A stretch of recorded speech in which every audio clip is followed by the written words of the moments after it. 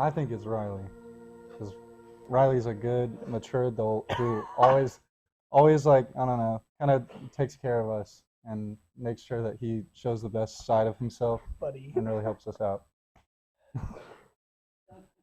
Yeah, I think Riley as well, because We love Riley. yeah, he brings the group together a lot. The only thing that comes to mind is like, I feel like you can have a relationship without a friendship, but you can't have a friendship without a relationship. Like, our lives are just filled with relations. Like, Mm-hmm. you can, like, even just talking to like a random stranger, you're slowly building a relationship.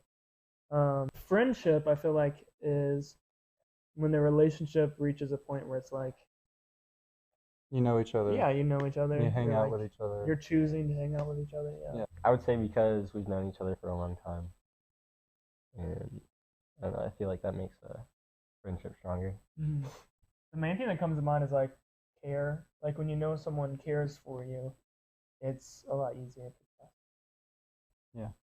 I'd say because we've spent so much time together and we've like dedicated so much of ourselves to each other that it just comes with that knowledge that, you know, they're there, that we're here for each other.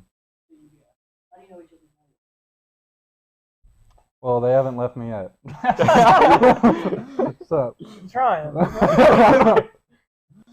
no, I know these guys are loyal just because, like I said, we've just been together, been friends for so long. Hang out with each other, have a great time when we do hang out. Every day. Yeah, I'm gonna see these guys every day. So Yeah, I think it's easy for me to see their like loyalty just from like being far away. Like while I've been at school, like away for like 4-ish months, and then maybe I come home for like a month. It's like each time I come back, we hang out. So it's choosing to keep that friendship. Well, around the holidays, we give each other cool gifts and stuff. I feel like that's a form of respect because, you know, giving gifts is not everything, of course, but, you know, just to go the extra mile shows that you care about them and respect them in that type of way. I'd say we kind of respect each other by like respecting each other's kind of time and how they spend it and whether or not, you know, we're with each other and stuff like that. Just respecting each other's, I guess, sense of self even when we aren't together. Yeah, even just making like a group effort to figure out what we're gonna do. Definitely. I mean, how are you gonna get to know somebody if you don't talk to them? Yeah, I have no idea to be honest. Duncan says Riley. Oh, really? Okay. I think I say Riley too. Because you're Okay. so wise. Oh my Yeah. god. Yeah, for sure. I mean, like Shida said, you give up time to hang out, so Yeah. making a sacrifice in that sense. They pay for me all the time when we go out. Yeah, I agree. I think in any good relationship or friendship, there has to be sacrifice. Yeah. Because it's like, I mean, a friendship is like a giving of yourself. So if you're selfish, you're not going to have friends. So. Yeah. Hey, I'm Strider Tempest. I'm Riley Jernigan. I'm Duncan Purser. That group of boys, they're just awesome. Those boys are my youth leaders, and I just love them to death. They definitely keep me on my toes. I tell you, getting to know them within this last year and a half has been probably one of my favorite things, and to watch their friendship grow has just been phenomenal. I mean, they've been friends for years. What do we come through, like 8 years altogether? Yeah. They've known each other for 8 years and been friends for 8 years, and it's really cool to see a friendship that really depends on each other. And today, guys and girls, and I wanna talk about.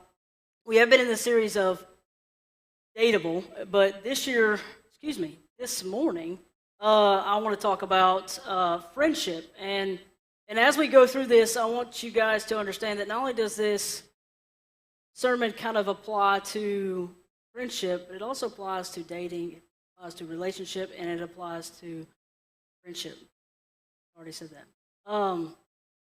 But these are some qualities that I think are very, very important. And just like these guys, shoot, I could have just honestly played the video and been done. I wouldn't have to preach because every single thing that they talked about just gave a good understanding of what a good friendship between each other really looks like. They kind of did my job for me. But this morning we're going to talk about friendship and best friends. Like I said, the qualities that we're going to be talking about should also apply to your marriage, should apply to relationships, dating, and even singleness. I know that we've been talking a lot about being dateable and dating within your marriage and preparing what it looks like to be married and having these qualities and stuff. And without repeating, hopefully, what some things we've already said so it doesn't become redundant, but I do want to take a moment and just initially speak about the fact that it's okay to be single. I remember growing up, I had this real pressure on my life of like, I've got to find somebody to be with. But what I didn't realize is that, Paul speaks about this very well, that it's okay to be single. It's okay to be called to be single. And it's okay to not have to feel like you have to partner with someone, because, and I can speak towards this because I know, is that friendship can fill that void. Having good people in your life who support you, who are there for you, who listen to you, who respect you, and man, I'm already preaching my sermon, can really make your life feel not alone. And we need to know that we're not alone. And I think one of the things that we tend to feel in our life is, even when we're in our marriage, within our relationships and our friendships, that sometimes we're still alone. And I'm going to speak to that this morning, and I'm going to talk about that a little bit. But the main thing that I want you guys to understand as we go through this is that, like I said, I'm going to repeat it again, is these qualities, these attributes, they don't just apply to one single section. It applies to all of us. And we should use these things as Christians in our lives, in our daily lives. We're going to be in 1 Samuel chapter 18.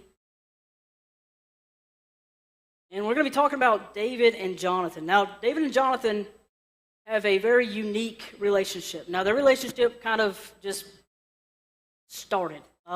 We don't get much context other than just understanding that Jonathan kind of met David, and then they hit it off. I mean, they just had that connection, like, we're going to be best friends. And we're going to do karate in the garage. And that's just how it is. We're just going to have an awesome time.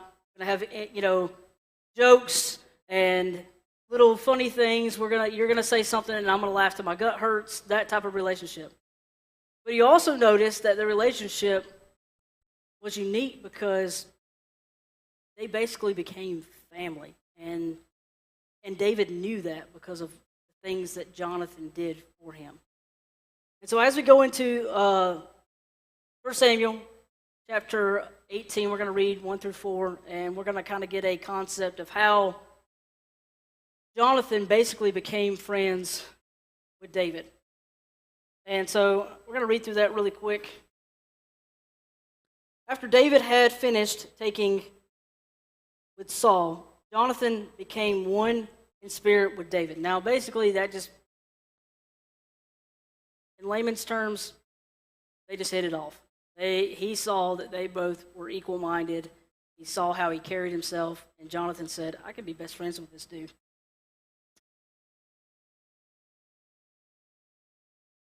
David, and he loved him, became friends with in spirit with David, and he loved him as himself. Now, real quick, this is just talking about the scripture here.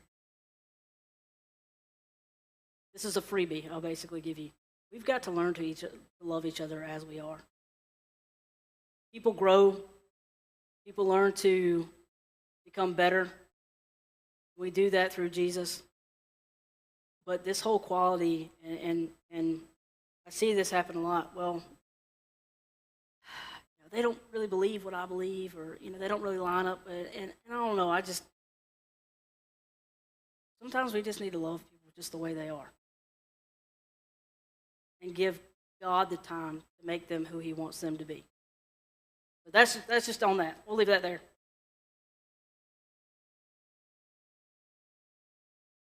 Verse 2, from that day Saul kept David with him and did not let him return to his father's house. And Jonathan made a covenant with David because he loved him as himself. I'm struggling with my Bible here, guys.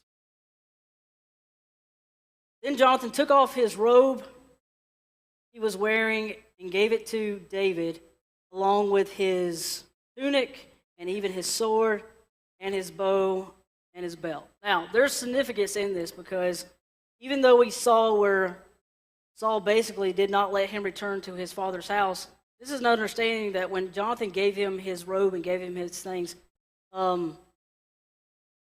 these things are the robe, the tunic, the sword. David ends up going and fighting battles for Saul.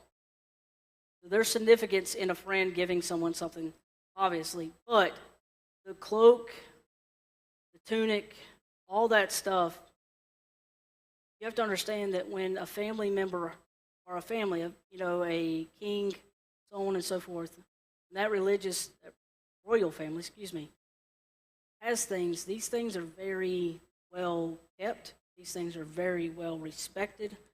These things could have had symbols on them. These things could have been passed down. These things had very big significance to them. So when you pass something on like that that's just family, back then to someone who is not family, it's a symbol of saying, hey, we're basically family now, bro. Like we are brothers. And there is respect and honor in that. And the one quality we're going to go ahead and jump into this really, really quick. We're going to dive right into it. Is the one thing that shows is that there is loyalty. If you're taking notes, if you're not, I encourage you to take notes. If you have a bulletin, go ahead and grab that bulletin and follow along with me here. And that showed loyalty to someone who basically he kind of just met. And it was a sign of, hey, we're family now. We've become one.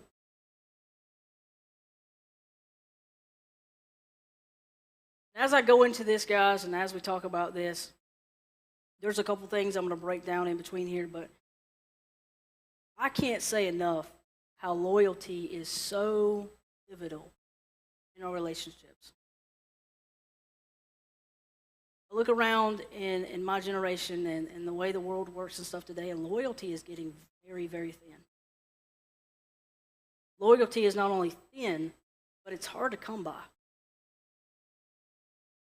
Those of us who are married, we know that our spouse is very loyal to us. We know that if we have good friends, they're loyal to us.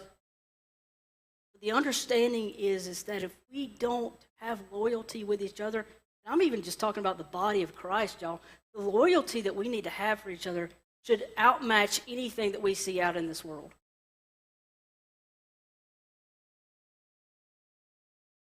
And if I don't stop right now, I'm going to keep preaching, and I'm not going to get this thing done. I don't want to get you guys out of here, but loyalty is so pivotal. We see this in how Jonathan respects David by giving him something that was very valuable to him. There's a couple things within loyalty I want you guys to see that I think are very, very important here is that being dependable is a huge part of being loyal.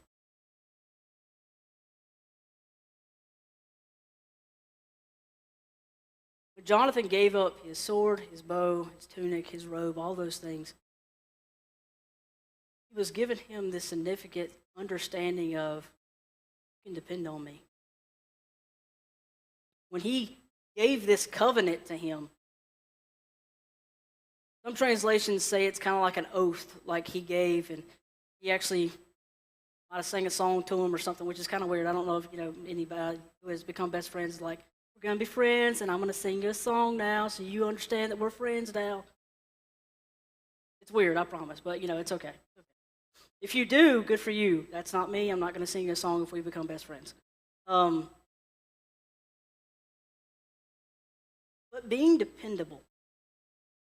Not only just as people in the church, that should just be a quality that we should just hold, period. I remember when I first kind of got my real job, the one thing I was not was very dependable.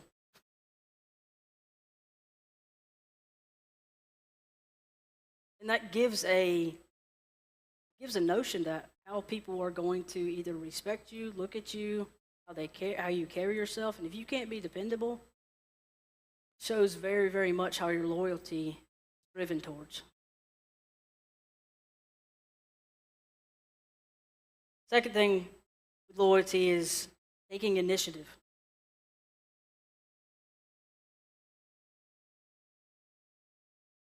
There's a statement here I want you guys to see, is that take initiative means stop waiting for them to ask. Stop waiting for them to ask. Who am I waiting on? Friends, family, people in your lives, people in the church, people around you. Stop waiting for people to ask for help.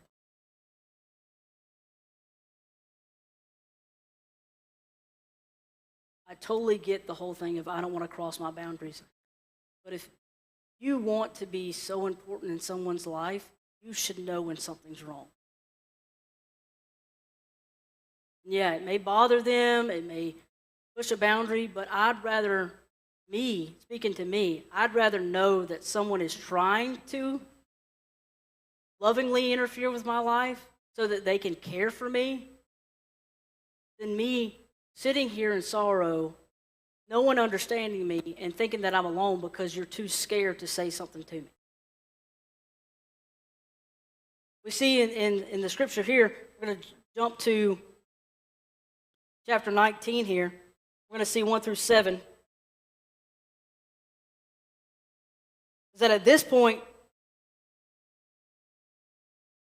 we see what's happened here is Saul has gotten bitter with David. David has decided to defend his armies for Saul. David has made an oath to the king and said, hey, look, I'm going to take and I'm going to fight Philistines. I'm going to carry these armies for you, and I'm going to do that in the honor of you and respect towards you. And in doing that, I'm going to give you all the credit. But what's actually happened is the credit has ended up going to David because he's fought the battles. He's taken and put his life on the line. He has done something as a respect to the king. But since the king gets a little bit selfish and the devil takes a little bit of that weird lie that the devil puts in your head sometimes to be bitter about other people, he decided to look at David and say, well, I'm going to kill him because I can't have these people having more glory towards David than they do their own king. So right here in chapter 1, we're going to look at this real quick. David saw his son Jonathan. David told his son Jonathan and all the attendees to kill David.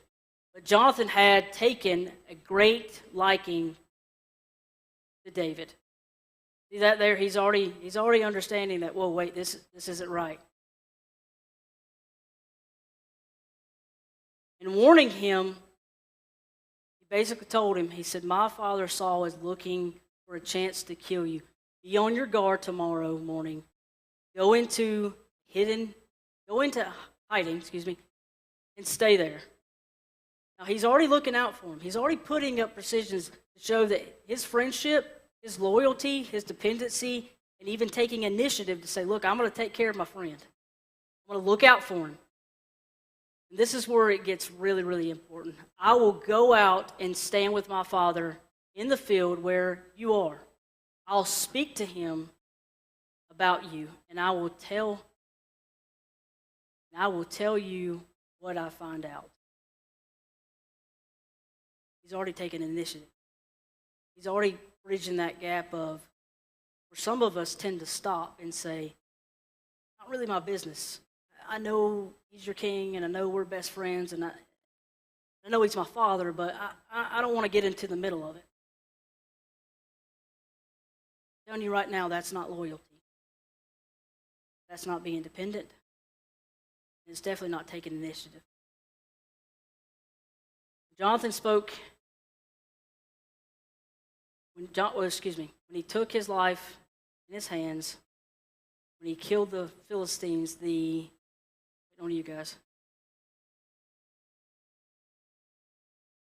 There we go. Start back again.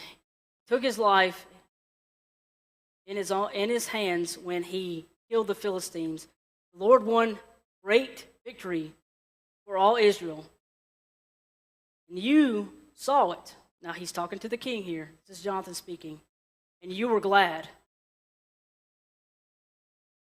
Before I say this, I want you to understand, this is a huge step for a son to be speaking to, not only a king, but to his father, who has already got his mindset. Why then would you do wrong to an innocent man like David by killing him for no reason? As we see as it goes on, we see that his eyes have been open and Saul begins to change his mind.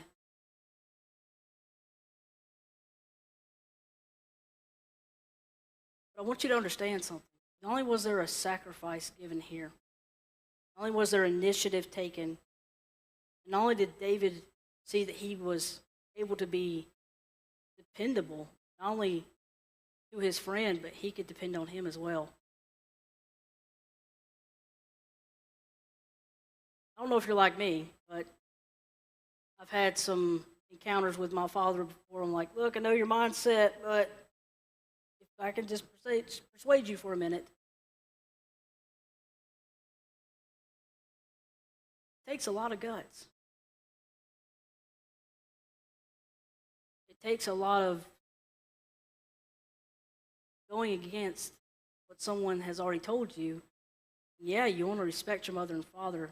Sometimes when you know what's right, you have to stand up for it, regardless of what the sacrifice may be. We see how Saul reacts, we see how Jonathan reacts, but we don't really get to see a glimpse of what David reacts with. But I'm sure by doing what Jonathan did, we got a good idea that David knew in that moment. This is a friendship. This is something that is important. Some of us, we don't get to see that quite often. But I feel like this statement right here will kind of help you guys out, is that you see a true measurement of friendship is not how you feel about someone else. It's about how they make you feel about yourself. Some of us have friendships in our lives where you're not quite sure. You kind of question, you kind of feel on edge. You know they're a friend, but just not sure. I'm not saying don't work on that friendship, but I would be very questionable. In a marriage point of view, my wife makes me feel very secure. I know, beyond a shadow of a doubt, if something happens to me, whether I get hurt, so on and so forth, I can depend on her. I don't have to, in the back of my mind, go, what is she going to do? I'm going to have to worry about all this stuff. No, I can, in the moment, deal with what I need to while my wife steps in as my partner, as my best friend, and says, I'll take care of whatever needs to be taken care of.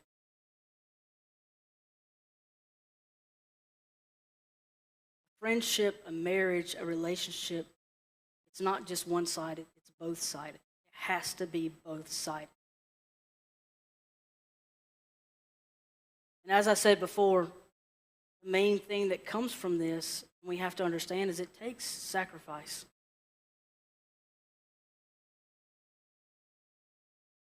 The best verse I can think of that really, really stands out here is John chapter 14, 13 to 14.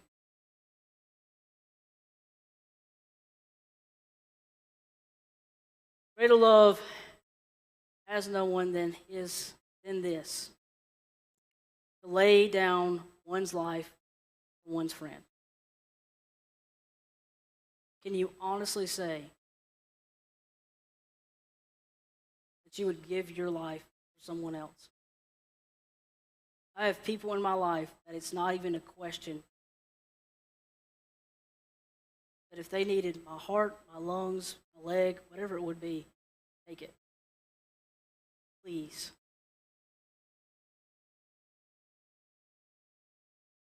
I'm young. I know some of you guys can relate with me. I watch TikToks all the time, so I have a video memory. It's just how my brain churns. And I saw a video the other day, and it made me question, and some of you probably have seen this, but they're in an interview, kind of like what we just saw, and they're asked, these are mothers, would you kill someone for your child? And I know that's a little intense, but I'm going to reverse the question. Would you give your own life for someone else?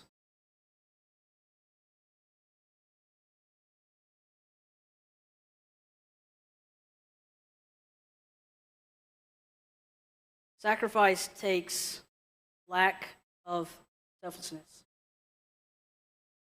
Understanding this, that your life is not your own. Christians, Christ followers, the day that you surrendered your life to Jesus, you did just that. You know that verse where it says we die to ourselves daily?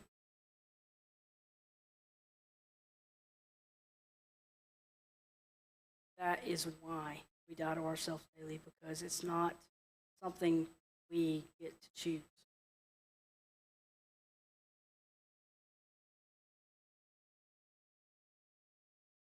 I love this verse right here because I think it pairs very, very well with this mindset.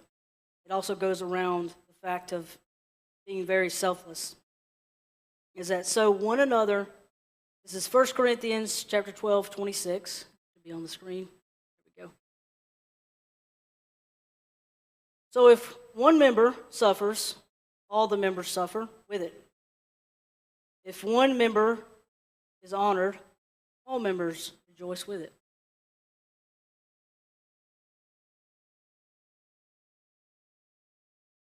When we think about the fact of other people suffering, you're going to clip that, aren't you? Sorry. We think that it's just their own thing. They have to go through it by themselves. Absolutely not. I can think of many times where something has happened in my life, whether I've lost a job, where I had troubles, and I felt so alone. Some of it could have been my own doing because I decided not to tell anybody. But some of it was because when I did tell people, it was a very, okay, I'm sorry, we'll be praying for that. And I do believe some people are genuine in praying for you in difficult times.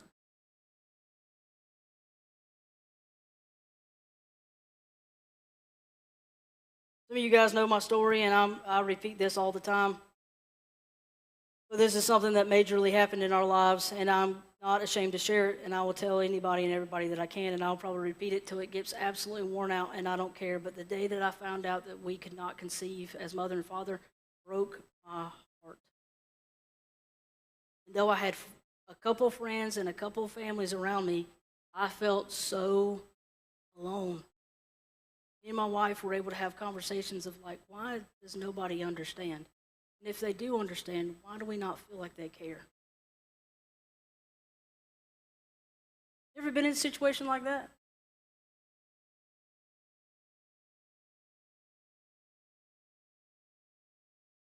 On the other end of that is when people are honored. Why? If someone has something happening to them that makes their life enjoyable, fun, exciting, why is it that we get very selfish in the same mindset of like, well, wish that was me, must be nice, good for them?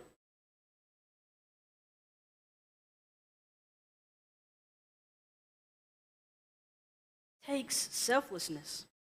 We have to understand that when somebody has something awesome happen in their life, we should be right along with them going, that is great, that is awesome. How can we help? How can we be there for you?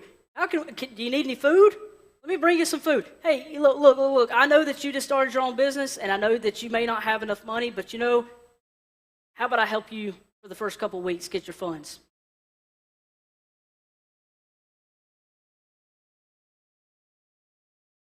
Elon Musk made a statement one time, and I thought, man, this is so cool.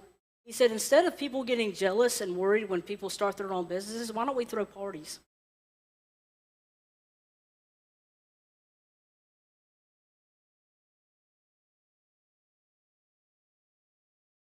I know some of you guys have never started your own business and stuff, but that is hard.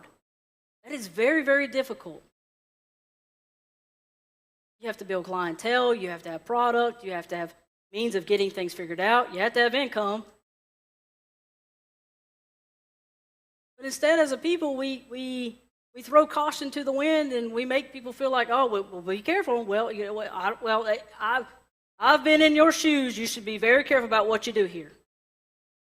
And that's great. I'm so glad that we do that as people. But sometimes those people don't need caution. They need excitement. They need to be reassured. They need to have people around them, surrounding them, and supporting them.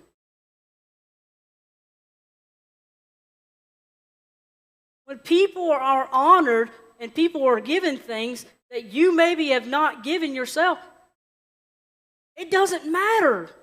You still rejoice and celebrate with them.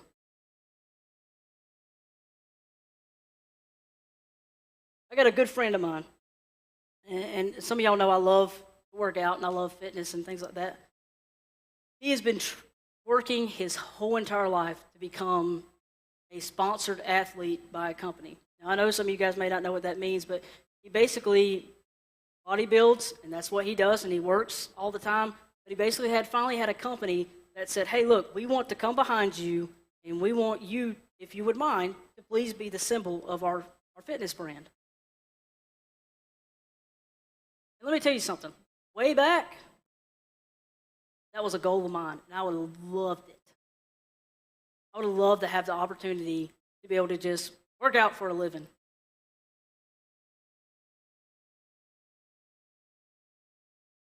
But I knew that wasn't in my basket. So the moment I got that text message where it was like, hey, you want to know something cool? And I was like, yeah, absolutely. He sent me a screenshot of the actual text message of the company reaching out to him. And the one thing I said to him was, this is the most amazing thing I have heard today. I am so proud of you. Awesome job. How can we celebrate? When can we go out? I want to buy you dinner. When can we throw a party? But you want to know something? This is the God's honest truth. In the back of my mind, the devil is doing one thing. It's not fair. You work hard too. Well, I mean, yeah, your life is busy, and yeah, you're a parent, and he's a parent too, but I tell you something. There's also that little voice in the back of my mind going, he gets up at 4:30 in the morning. You're sleeping until 7 o'clock. When you're working late, and you're going out to buy your meal at Zaxby's, he's already prepped his meal. He's already eaten cleaner than you are. But it's the truth. And when I say what I said, it was the actual truth. I am very proud of you as a friend. Congratulations. Let me rejoice with you on something that you worked hard for. This mindset of, oh, it must be nice. Oh, I wish I could do that. That's not godly. That's not Christ-like, and we've got to get it out of here.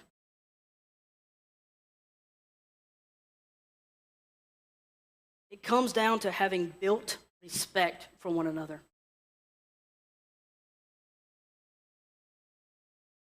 And having respect for one another, it comes in the line of sacrifice. We have to have respect for one another. That's how you know that those people in your life are your friends, your family, your partner. You have respect for one another. And in that, it takes healthy language and conversation. And I know what you're thinking already. Well, respect is earned, not given. Nathaniel, where you at? Absolutely not.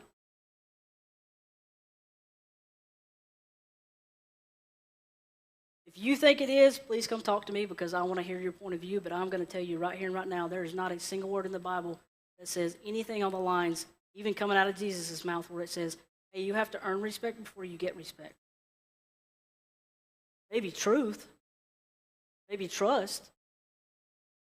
Maybe you have to learn how to trust each other. I'll give you that. But respect? Absolutely not. We as Christians should respect one another so much that when we're around other people, it gives them what our new generation likes to call the ick.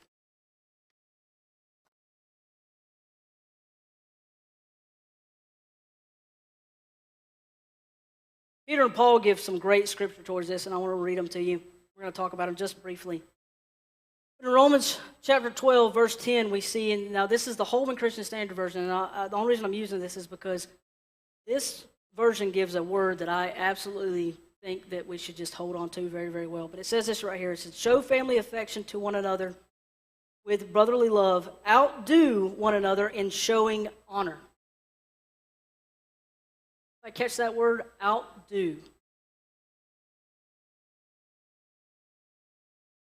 We should be so eager, even when our buttons are being pushed, to smile, show respect, and do whatever we can.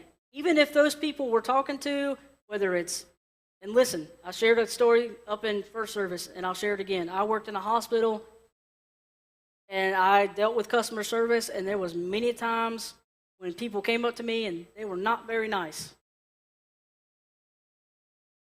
I still put on a smile, and I still showed them respect. And where I worked, people were coming in to have surgery. And surgery is very stressful, I get that. And family members, they're stressed as well, and those are some very, very difficult times. I still had to show respect. Not only was it my job, but as a Christian, it was what I knew I had to do, not what I needed to do. I still have people to this day, believe it or not, and it blows my mind. Hey, I used to work at the hospital, yeah. Thank you for being so nice and respectful towards us. And there was a lot of times where I've got my tongue and my teeth going, shut up, shut up, shut up, shut up, shut up, shut up, shut up.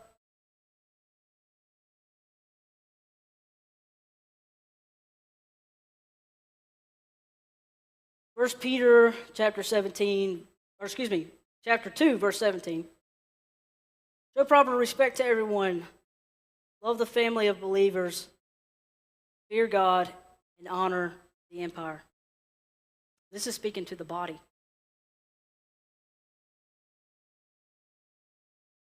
We still have to show respect to one another.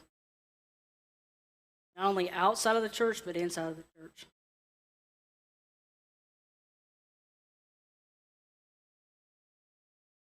And I get it. We get used to each other. Married couples. We get into this pattern of comfortability and we're used to each other. I've been married for almost 10 years, getting along the line. Some of you guys have been married for longer. Friendships. I get it. You get comfortable with each other. When you're frustrated or things aren't going your way that day, it's very easy to drop the guard and say something rude, be very, very disrespectful. I can't tell you how many times I've put my foot in my mouth. I love her to death, and she's probably shaking her head right now going, yep, absolutely.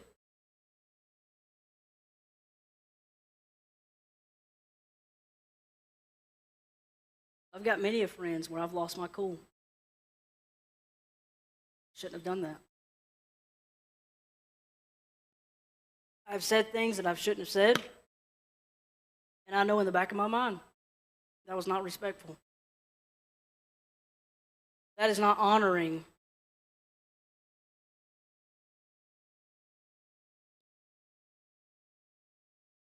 Church members, body of believers.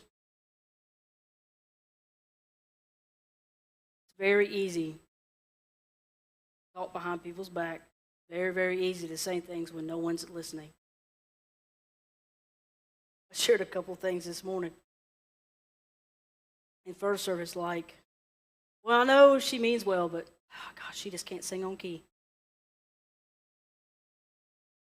He's a great guy, but he cannot play the guitar. He really knows his Bible, but I really don't think he should be leading that Bible study.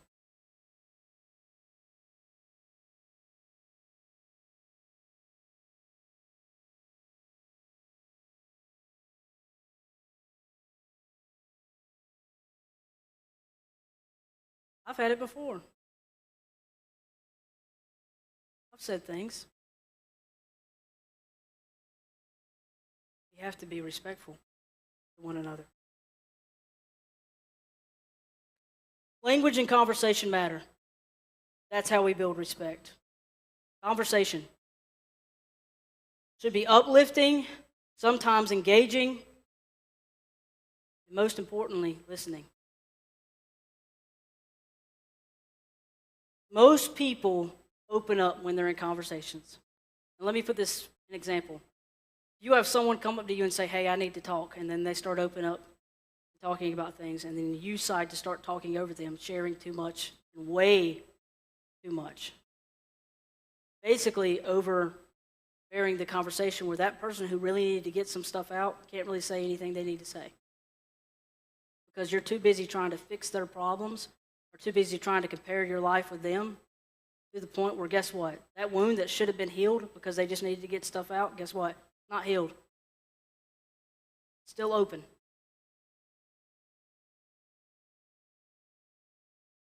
When some people really need to talk, it's best to either do just this, listen, or listen and only ask questions. Comparing life stories sometimes is great. It lets people know that we're not alone. Being able to say that, hey, look, you're not the only one struggling with stuff. Hey, you're not the only one going through things.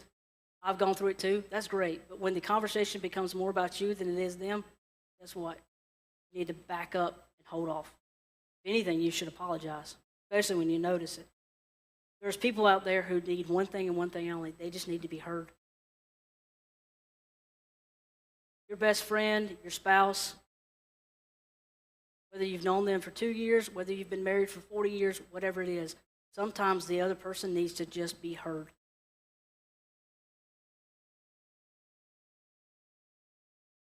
And I'm going to say this too. Accepting the statement, I'm fine, isn't good enough anymore. Let me give an example. We all walk in every single morning. We all pass each other on a daily. We see each other, and when the first statement is like, oh, hey, how you doing? I'm doing great. Yeah, okay. How you doing? Oh, I'm fine. You're not fine, and we know it.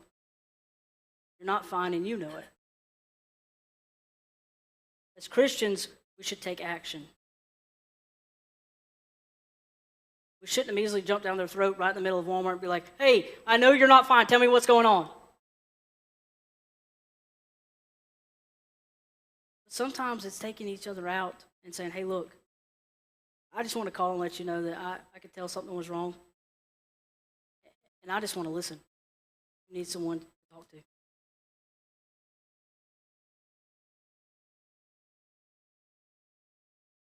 There's this generation that's coming up, and even in my generation, where we're so scared to open up to people. We're so worried that we're going to be judged. We're so concerned about what's going to happen.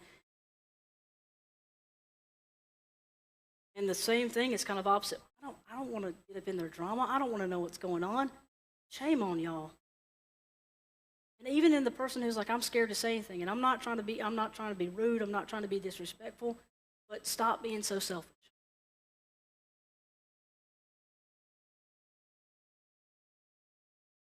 And that may seem harsh, but I'm just going to be honest with you. I know it's hard. I get it. Some things are hard to talk about, but as Christians, we should be able to grab people that we know love us and care about us and be able to share what's on our heart and what's on our mind, be able to get it out there. The next time you have this happen, I want to leave you with this, give you this, take this with you. And understand that surface conversations are not enough anymore. We've got to be more open to being able to share and draw near to people. And I'm going to say this because I don't want to go much further than this. Men in the room, I'm talking to you. Stop feeling like you can't share.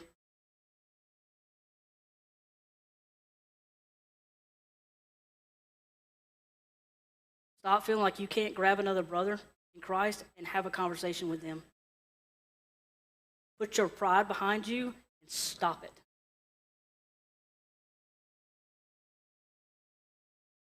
We've got way too much going on, and we have been raised in this mindset that men can't share things. We have to hold on to it. There's way too many people out there, especially men, who are carrying so much weight that they feel like they can't share it. And shame on everybody around them, giving them that whole understanding that they have to carry the weight all by themselves. PLP. The next time you have a conversation, I want you to understand this. Be patient because it takes time. Not everybody's going to open up right away. But continue on. Give them a safe space where they feel like they can do that. Listen. Please listen. I know some of you guys, you're like me, you're ADD and your head's all over the place sometimes. But people can tell when you're not listening to them. I heard a pastor tell me a story one time. He said, there was a lady in the hospital and I went to go see her, and when I got there, she looked very disappointed, and she said, well, the pastor who came before you, I could just tell there was hurry in his eyes. I could see the hurry in his eyes. She needed someone to listen to her. He was more concerned about walking in, praying for her, checking a box, and moving on. That is not listening. And the last thing I want to leave you with, goes along with this, is be patient. Be patient with people. Problems are not always going to get solved. But like I said, sometimes people just need to get things out, and we need to be present. And on the same other side of things, sometimes people aren't going to get it the first time you start talking about it, but be patient with them too.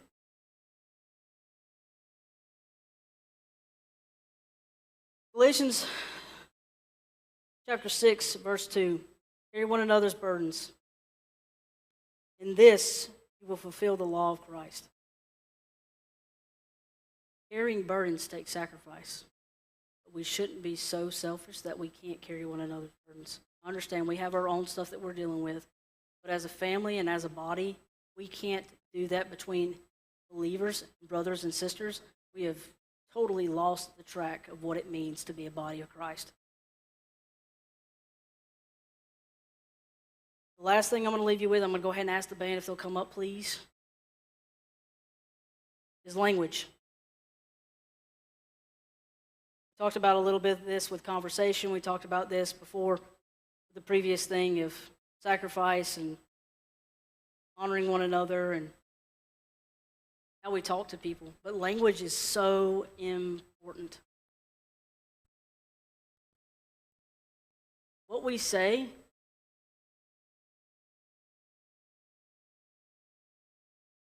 can make or break somebody.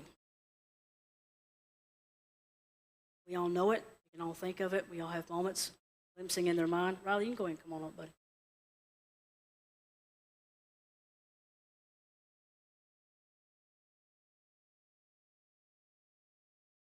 Jordan Peterson, who is a great marriage counselor. I love some of his books and some of the things I've seen by him. I want to leave you with this, and I'm going to explain a little bit of it, but we're going to close after this. But he says, how can you tell if you have a good friend? A, you can tell them bad news, and they will listen to you, not criticize. Like I said before, we're so easy to try to fix situations when we're talking to people who are going through stuff and not listening to them. That's not it. That's not it. A good friend's ready to listen. A good friend is ready to help, not criticize. Well, yeah, of course, this is where you messed up, obviously. Well, dude, if you would have done this, well, honey, I love you, but obviously you don't do that.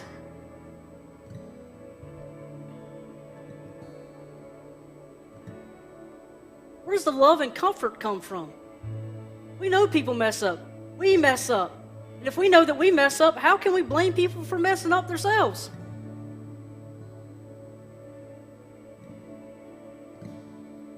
B. You can tell them good news, and they will celebrate with you.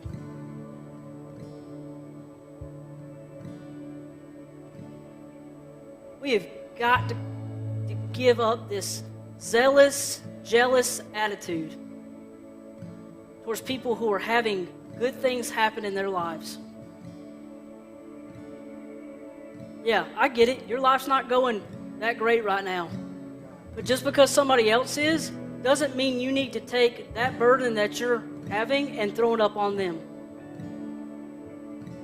Hey man, I just want to call and tell you, guess what? Hey, I got a new job and I got a promotion. Oh, good for you. That must be nice. I'm over here struggling, bro. One day I'll get there.